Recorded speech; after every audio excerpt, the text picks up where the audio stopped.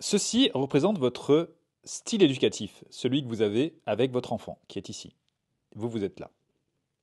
Et ceci, si on revient quelques années auparavant, est le style éducatif que vous avez reçu. Là, on a un de vos parents, et là, vous en tant qu'enfant. Lorsque vous allez rencontrer vos parents ou les personnes qui vous ont donné une éducation pendant ces fêtes de fin d'année, que va-t-il se passer?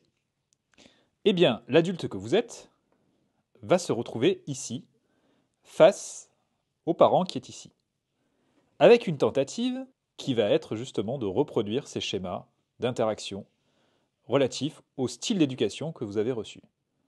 Et là, le piège, c'est justement de perdre un peu son latin, si je puis dire. C'est-à-dire de ne plus utiliser ce style éducatif que vous avez mis en place, mais de redevenir en fait l'enfant que vous avez été. Il est donc important de transporter avec vous ce style éducatif. Pourquoi c'est important? Parce qu'ainsi, hop, on sort du cercle. Le style éducatif parental est ici, et là, vous vous affirmez.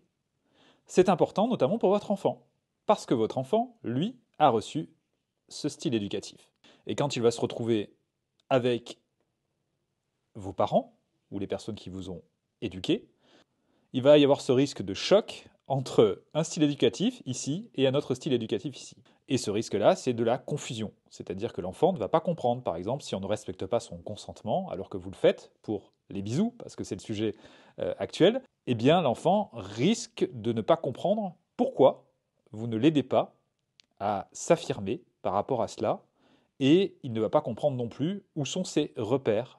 Et c'est là où l'exercice d'affirmation intervient, c'est qu'on va permettre à l'enfant de pouvoir garder ses droits malgré le fait qu'il soit au contact avec une autre personne. Ces repères sont j'ai des droits, par exemple si je n'ai pas envie de faire la bise pour dire bonjour, je ne la fais pas. C'est le principe du consentement. Et vous allez pouvoir vous affirmer par rapport à ça. Et ce travail est d'autant plus intéressant que une affirmation sans conflit, c'est-à-dire je ne suis pas d'accord avec un message je, va peut-être vous permettre aussi de modifier le schéma d'interaction avec vos propres parents et de vous sentir un peu moins enfant lorsque vous vous retrouverez face à eux.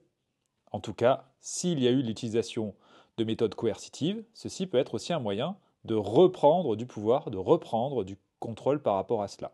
L'idée n'est pas de se confronter, c'est-à-dire de rentrer dans un conflit stérile, mais simplement de s'affirmer. J'ai choisi ce style éducatif pour mon enfant, je souhaite que ce style éducatif soit appliqué.